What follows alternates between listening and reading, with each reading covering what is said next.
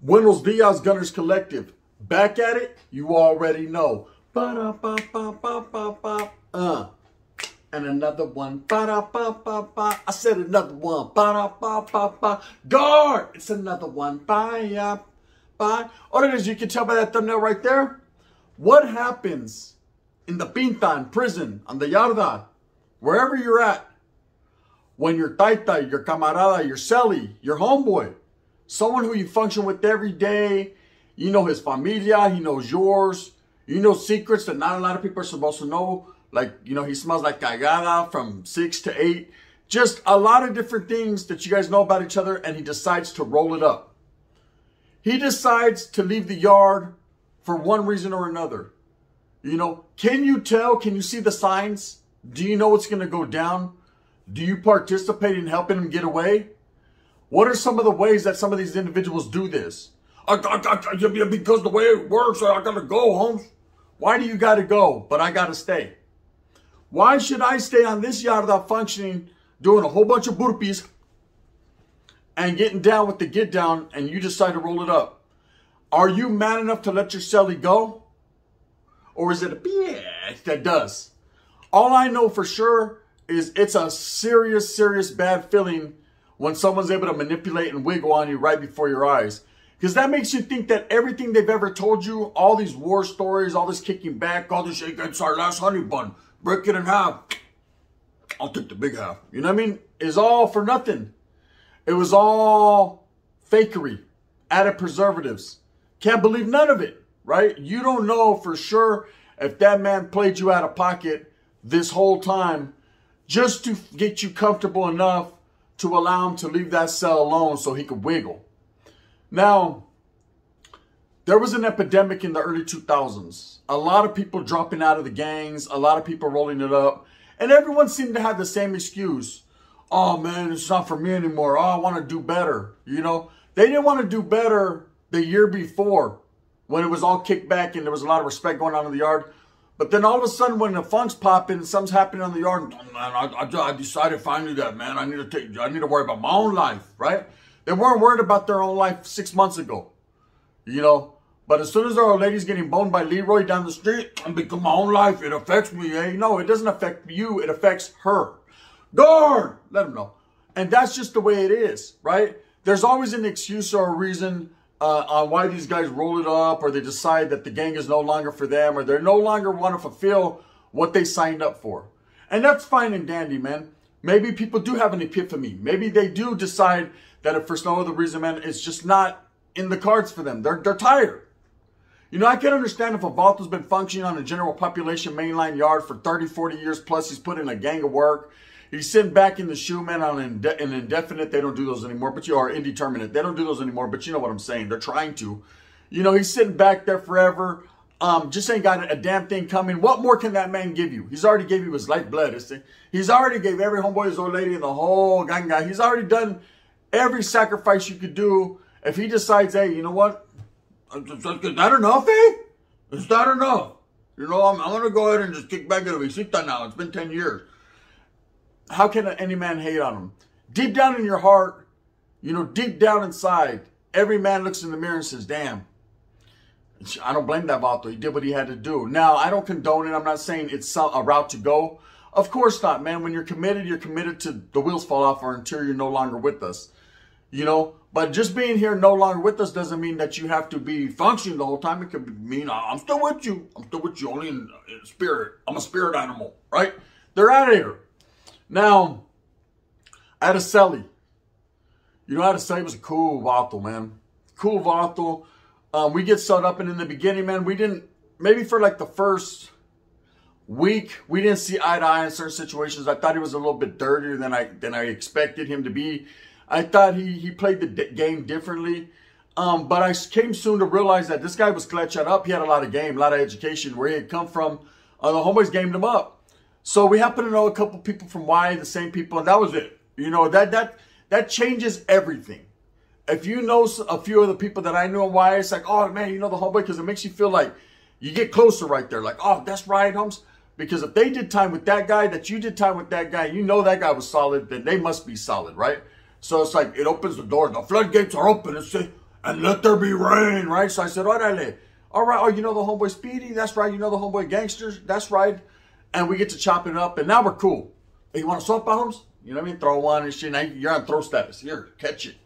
And it's just all good. And over time, you develop a relationship with your Cellie. You become taitas. You become like brothers, family. Family even more so than your real family, because you get a letter once a week. This vato, you smell his caca every day. So you know exactly what happens. You know in the morning when he gets the bubble guts. You know what kind of coffee he likes. You know, I mean, you know if the chow hall serving something you guys both enjoy or something you guys both despise. You get to know every intricate and thought about this individual just because you have nothing but time in order to discuss every war story and everything that it's like a YouTube channel that's in that place. You know what I mean? And you only got one channel to watch. So you know everything, and he knows everything about you. And in the end, what happens? You guys develop an even closer relationship because you guys are going through some hardship and a struggle together. You know, when that placas come in themselves, man, they tear both your stuff up. You know, when they snatch one, they snatch the other. That's just usually how it goes.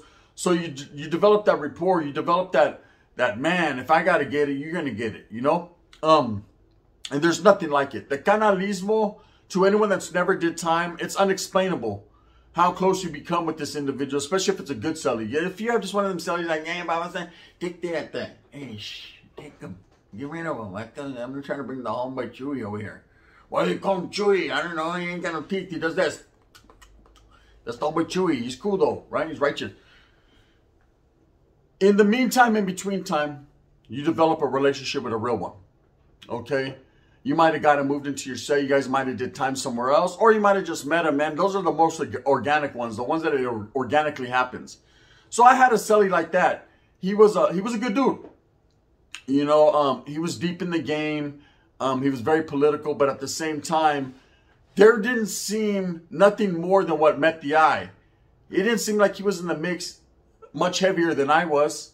A lot of the stories we told, a lot of the same vatos that we knew from different places in California, it just was what it was, you know. I knew he had an old lady. I know, of course, just like anyone else, he was going through a few of those. You let me see you. I'll always think about you. I know he was going through some of that, but it wasn't like that vato couldn't live without her. You know, because at night that vato would smash on Manwich and fart. Well, he didn't. So it wasn't that serious. You know, he wasn't caring too much. But he did go through his regular emotions just like anyone else. Damn, man, I wish my old lady was here, right? I said, well, she's not. I said, so get that out of your head. You know what I mean? You turn over, I might mistake you for Rosie. You know, just let that go. And that's what it was. Now, there was some stuff that went down on the yard. There was a removal that happened, okay? And I remember we were both flabbergasted. We were both like, wow, when that happened, because it was a weaponry removal. And they got smacked pretty bad. And I remember thinking to myself, damn, bro, you mean that was no mercy right there, huh? We went back to the cell. We didn't say nothing on the yard. On the yard, we just looked straight on busted, like, my name's Bennett. I ain't in it, right? And even if I was in it, I ain't telling you nothing. Guard! You get nothing. I thought you knew it, fool. You know how we do it, right? Well, guy. So we go back to our cells. And immediately when we go back to the cells, we're like this on post. And as soon as I come back, I'm like, did you see that shit about the... It was different, right? Them others weren't playing. He was like, yeah, Holmes, you know what I mean? He come in and shit. You know what? I've been thrown. That's average, eh?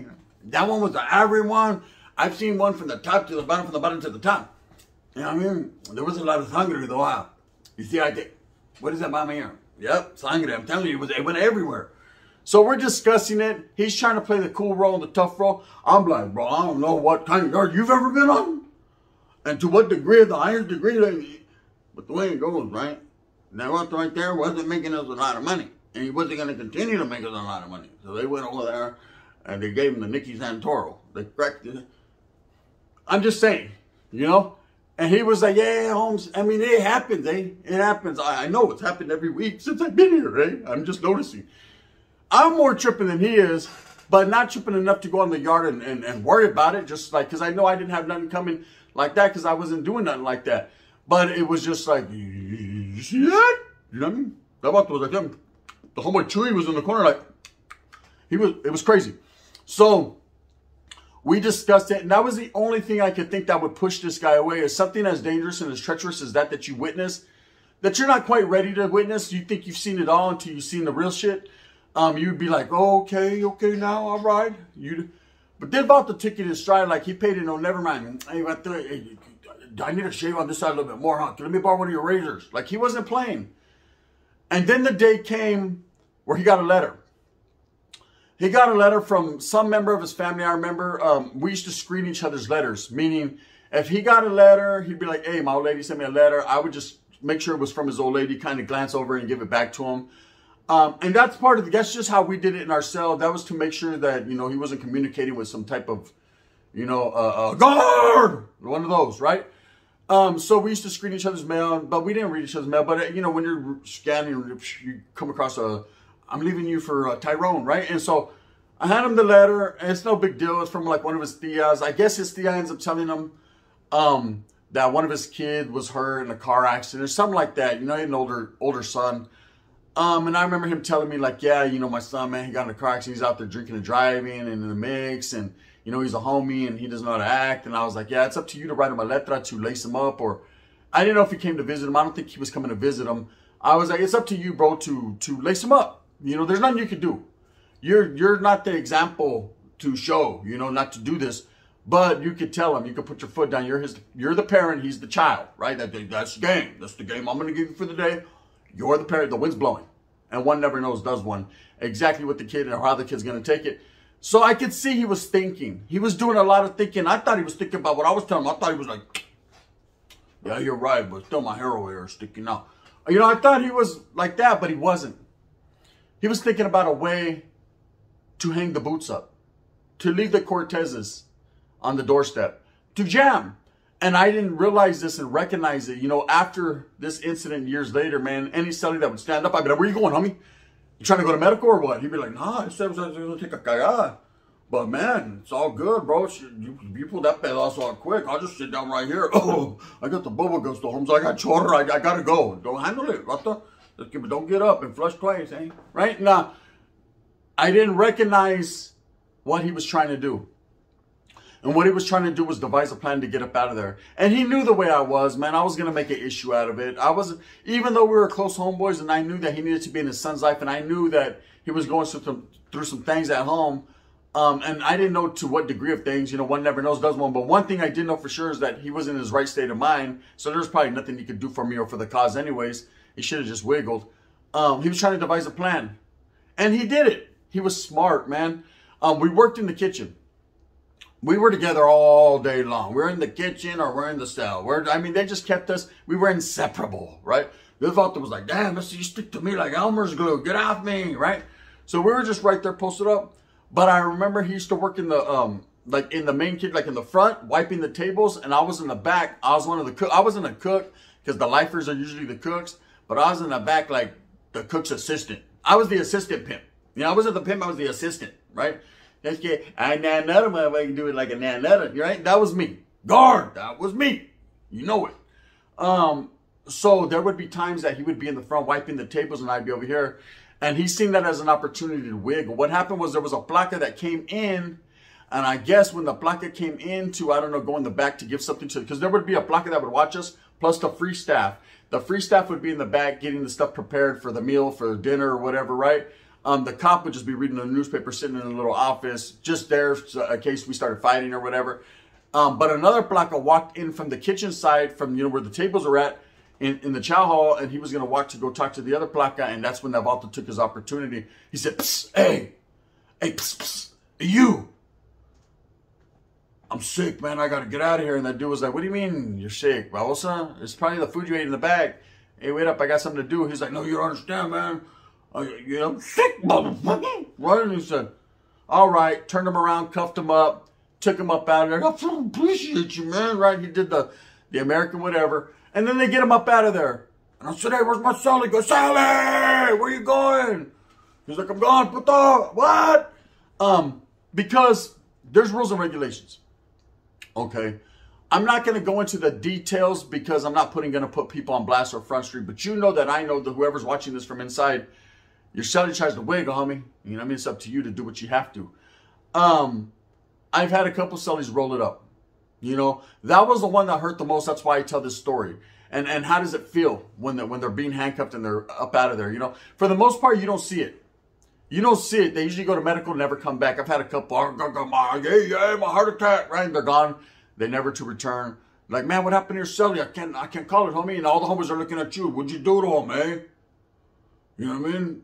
Well, what happened? Did you give you any indication? Hey, listen, Vato, I don't know. The Vato went to fucking, he had a heart attack, he went to medical, never came back. And see, you know what it is. You act like you ain't had about 6 Cellies in a row that rolled it up.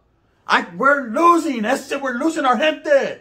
It's because they don't want to roll their mattress or do a burpee. I don't know. But at the same time, one thing I'm telling you is, guard, get them putos out our way so we can function right here. Are you ready? All 3 of us. Ready? Down. And that's it. That's all I know. Okay? Don't look at me funny like I did something. Like, yeah, I don't swing that way. I have a pronoun. It's man. That's it. Man versus food. Right now, I'm eating a manwich. And that's it. So I've had it. But this one hurt my heart the most because he was a good homeboy. He was solid. I didn't see it coming. You know, like I said, I should have. Maybe I overlooked some things. But it was happening. And I always wondered what other people would think. You know, it's hard becoming close to someone. You know, and even on the calles, you got a lot of homeboys. You know, I have a lot of homeboys that I have love for, man, that we grew up together. We done did dirt. We did things we can't even speak on. You know what I'm saying? And we do live at that. You know what I mean? We just, and guard, take that one. And we're going to do it like that. Oh, pow, roll, right? Say with your chest. We're just going to stay quiet on certain things. But one thing I will say is for sure, and it's facts, is that say they fall off or they hit a yada that they're not supposed to, or they decide that for no other reason it's not for them anymore. Does that make them not your homeboy anymore? Yeah, they might not be from the water. They might not be representing anymore. But why are you going to push them around because they went to a yard where some dudes that aren't even from your city decided that they're not cool no more? I don't know. You know, it's a hard decision to make, man. And I'm not going to sit here and poison the people and say that when you're done, you're done. And there's repercussions for every action. I'm just saying, how do you take it? It's hard. You know, what goes through your mentality? I remember when he left that and I was sad. They came with a bag. That's how you always know. You'll see a homie, especially when you're in the oil. He'll go to like medical or he'll go to visita or he'll go somewhere. And then you see 2 placas walking down the tier with a bag. And everyone's like, wah, wah, wah, wah, wah, wah. They get it with a big wah wah and then they'll come to your cell and knock on your window. They'll say, hey, turn around. Where's your Cellie stuff? They'll throw the bag to the thing. Bag his stuff up. They watch you the whole time. Make sure you're not snagging anything. You know what I mean? You bag his stuff up like, man, it's poop up, man. They'd be like, that too. No, them soaps are mine. Put them in there. Damn, right? I mean, I like the Dove soap, right? Boom, boom, boom. They want the right. You tie stuff up, throw it. Hopefully it breaks, right? And then boom, they come get it. What happened to my Cellie? He's gone. Where to? Not here. I know, but like to what degree of PC is he at, right? The highest degree. Okay, well, you know, I should have seen that one coming. You should have, poop, but that's on you. And then they're gone. And everyone's looking at you like, damn, bro, you're Cellie too. Watch out, you're Cellie too. What? I think he's over there in the back doing this to the cops while you're there. He's giving him the sign from 60 days in. He's trying to get up out of here too. Nah, pensa, don't blame me. I didn't do nothing. Yeah, I function and I'm active and I function. And that's just how it is. So you just never understand. But I remember that night getting back to my cell and I was like, man, I can't believe this fool did this, you know? Why? Why? And then I understood why. Because I sent that letter. And that letter was his son, man, was just out of control. And I guess he felt that in order to prove something to his son and to tell his son to do right, he had to show him right. And so he figured that was the right way to go. And he got tired of making lefts and he made that right. And, you know, I never knew what materialized with that guy. I've never heard of him since or what happened to him. But I just wanted to say, bro, I said mines. You did what you felt you had to do, man. I can't take nothing from you. But you did turn your back on me and leave me right there. It was dangerous, sister. Do you understand? Like, this was left each other. You just left me. I'm going to go. I got to go look out for my son. See you later. I said, what? You know what I mean? Anyways, with that being said, how would you feel if your Cellie rolled it up after you guys are like close homeboy, like brothers? You know, let me know in the comments, have you ever had anyone do that to you? Or do you even know what the hell I'm talking about? With that being said, move with a purpose out that you get every single thing that you want coming to you. Remember, at the end of the day, where are you going, Esther? That's just kind of how it be like, you know, and it happens on every side, any side. There's no exceptions to the rule. Or is it objection to the rule? Or is it, I don't know. The rule is the rules. You know what I mean? Follow it. Go out there and get it for your familia, man. If you like this, hit that like and subscribe. Turn all notification bells on, please, because I got a whole lot of bangers, a whole lot of more. Hey, Club of Links said I got a whole lot of more, a whole lot of more. Pain. You should have never came back. Orale. Thumbs up if you like it. Thumbs down. Heavy's going to be the head that wears the crown if you don't. And I'm going to continue to strive and struggle for what I truly believe in. And that's everyone coming together. Oh, I forgot to say it. Sprinkle in the woods, brother. Bang, bang.